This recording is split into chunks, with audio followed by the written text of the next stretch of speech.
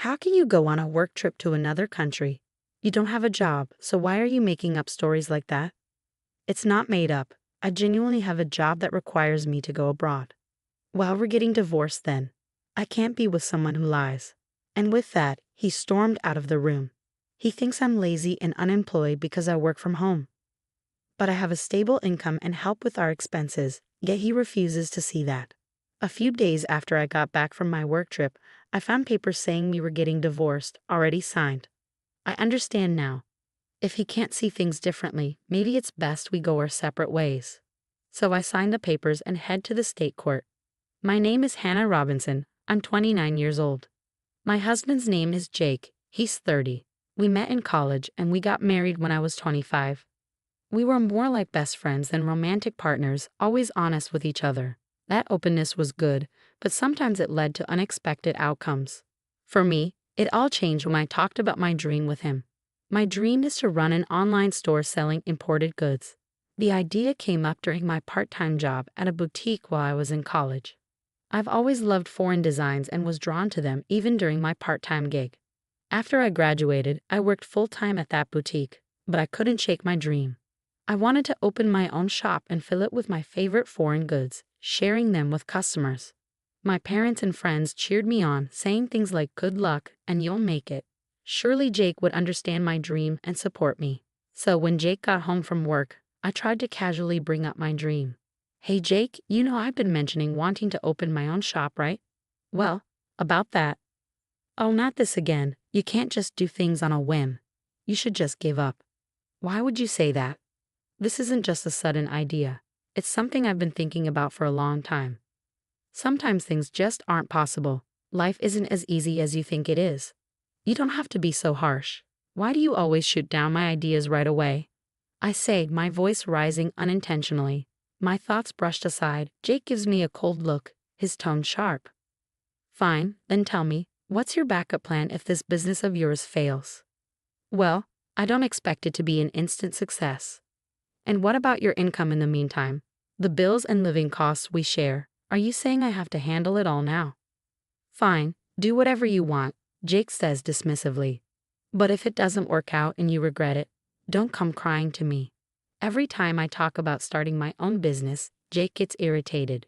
The reason is simple. He worries about my income becoming unstable. I work at an import shop that's doing well with lots of customers. Because of that, I earn a good amount, maybe even a bit more than Jake, who's an office worker. I've been covering more expenses like meals and rent because of this. But Jake can't handle the idea of my income going down. At first he'd say things like "take your time" and "prepare well," but now he's just trying to discourage me. Still, I won't give up on my dream of owning my own shop, no matter how much Jake opposes it.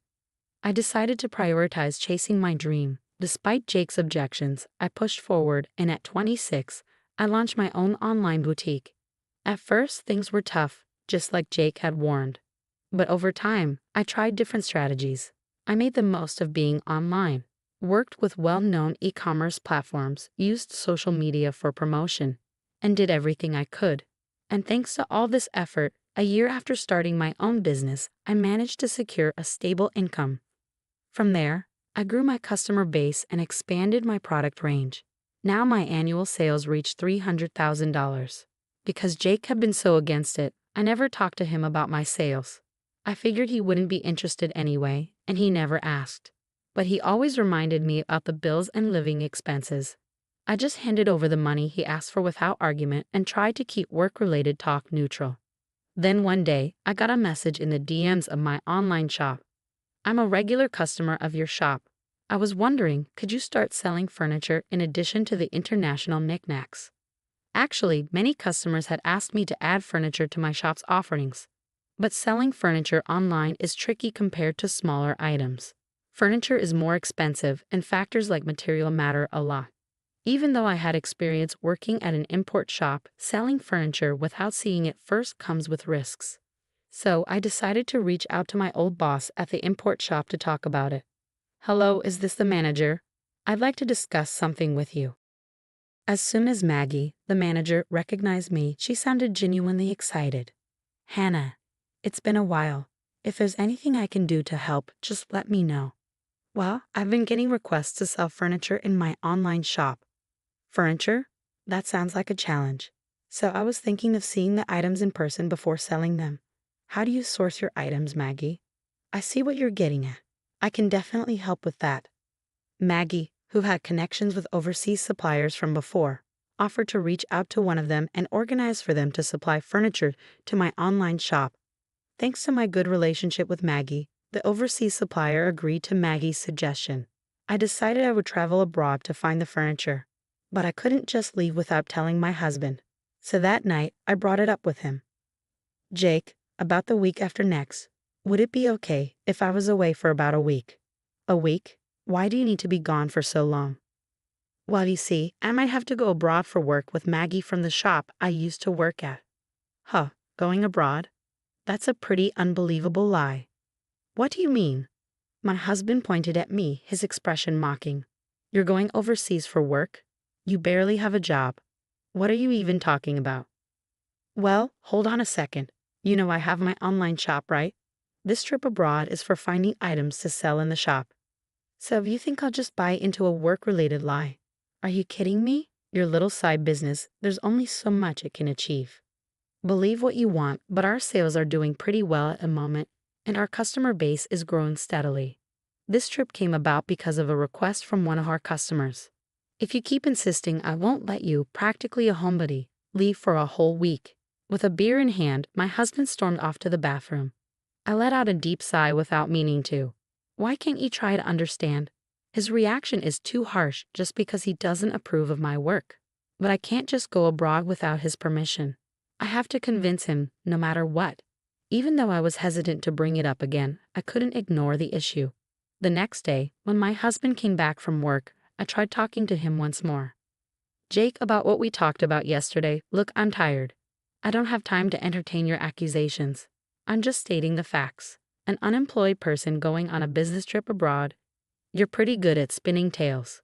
I'm not lying. I really need to go abroad for work, I insisted, grabbing his arm to plead with him, but he looked down at me mocking. Oh, really? Well, liars get divorced too. Divorced? What are you saying? You know I can't stand liars, especially people like you who are always trying to show off. I didn't mean. Shut up. You just want an excuse to go on a vacation abroad. And I bet your boss is a man too, right? Divorce. Divorce. I'll make sure to demand my share of everything. With that, he stormed out of the room. In that moment, anger boiled inside me, making my veins throb. Who does he think he is? He looks down on me just because I work from home. He only wants to feel superior. Enough is enough. If that's how he wants it, then I'll do as I please. From then on, I stopped asking for his permission and went ahead with my business trip abroad as planned. 2 weeks later, I flew overseas with Maggie as scheduled. We went straight to our suppliers in the UK, where we checked out the furniture and accessories for my boutique. While abroad, I took advantage of the opportunity to do some sightseeing with Maggie, enjoying some fulfilling days. But it wasn't all smooth sailing. My phone was bombarded with messages from Jake. You didn't actually go abroad, did you? Come back home now. I'll forgive you if you return today. Time's up. We're getting divorced, you worthless woman. Each message only annoyed me more, but I chose not to respond. I knew any reply from me would just make things worse. When I got back, if he's willing, we'll talk again. With that decision in mind, I enjoyed a carefree week abroad. When the business trip ended, I said goodbye to Maggie at the airport and started my journey home. Facing Jake was uncomfortable, but I braced myself and walked through the front door. I'm home. The house was dark, with no welcoming lights. As I made my way to the living room, I found laundry scattered on the floor and no space to walk. Dirty dishes and noodle containers were left in the sink. Amidst this mess, I noticed a piece of paper on the desk. What is this? It was a filled-out divorce paper. Beside it was a rough note that read, "To the cheating, jobless woman. I'm ending things with you since you never listen. Fill out the divorce papers immediately. If you want forgiveness, come to my parents' house. Then I'll reconsider." Just reading the note, I could imagine Jake's smug face. He probably thinks if he wrote this, I'd rush to apologize. But I had no intention of doing so. I signed the divorce papers and went straight to the state court. The divorce was accepted without any issues. Then, I went to the real estate agent and canceled the lease for our current apartment. Actually, this apartment was mine from when I was single. Jake moved in when we started living together because it was big enough. We talked about finding a bigger place when we had kids, but that's not happening now. After canceling the lease, I started packing immediately. The next day, I sent all my stuff back to my parents' house and arranged for Jake's things to be sent to his parents' house. All the while, he kept sending me messages with absurd demands. Stop being stubborn and come apologize now. You have until the end of the week. Got it? And so on. But I ignored them all. Once the apartment was empty, I went back to my parents' house. A week later, my phone had been ringing nonstop since morning. Even though I ignored it, it kept on ringing. Reluctantly, I decided to answer the call. Hoping it would be the last, I pressed the answer button. "Hello," he started shouting right away. "What the hell do you think you're doing?" His loud voice caught me off guard, and I instinctively moved the phone away from my ear. Deciding to record the conversation just in case, I responded, "What's the problem?" "There's nothing left to talk about. Don't play games with me. Why were all of my things delivered to my parents' house? I just got to the apartment and it's completely empty." "Oh, well, I canceled the lease, so I had to get rid of everything, right?" "What? Canceled? How dare you do something like that without consulting me?" "Without consulting you? The apartment was in my name. I have the right to make decisions about it, don't I?" At this point, I had nothing to lose. His words had no effect on me, and I responded in a challenging tone. Jake showed his frustration. "Stop messing around. I don't care about the lease. We were married, remember? I lived in that apartment too. You shouldn't have canceled it without talking to me." "Married? Yes. That's right. Even if you've been unfaithful, we're still married. But canceling the lease on our apartment without talking to your husband first? What's going on in your head? Do you think you can just do whatever you want, especially since you're not working? I can't forgive you for this." He kept shouting, not caring about how I felt at all. He's so angry. He doesn't even care about me, I thought. I decided it was time to tell him the truth. Hate to break it to you, but you're getting all worked up about not forgiving me. We're not married anymore, okay?" "What? What do you mean?" "I turned in the divorce papers you forgot about, so now we're not married anymore. Why would I keep renting a place for someone I don't even know?" "Wait, are you kidding? You don't have a job. You'd be in trouble without my support." "What? That's ridiculous. I never depended on you for anything." Caught off guard, Jake was speechless on the phone. I felt a rush of frustration and couldn't hold it in any longer. "You've underestimated me all this time. I'm not the lazy person you think I am. I didn't cheat on you. I was traveling for work to take care of my clients. If you can't believe that, it's okay, but I won't forgive you." "But wait, your online business. It's not easy to increase sales. I've been working hard for 3 years. You don't understand anything and won't even try." 3 years. Just so you know, I've been making much more money than you. You've always looked down on me. I don't want a marriage like this. You can live your miserable life alone for all I care. After ending the call, I deleted Jake's contact and blocked all communication channels. It seemed he finally grasped the reality of my successful online store, likely hearing about it from mutual friends. Despite his attempt to reach out, I had no intention of reconnecting. Jake visited my parents' house once, but my dad turned him away at the door. His own parents had learned of his mistreatment towards me and kicked him out. Now he's renting an apartment near his job, leading a solitary existence. Meanwhile, I decided to stay with my parents for a while. Thankfully, my job allows me to work remotely, which is convenient. Since my parents' house needs some renovation, I plan to start that soon. With my online store thriving, I'm not worried about anything else.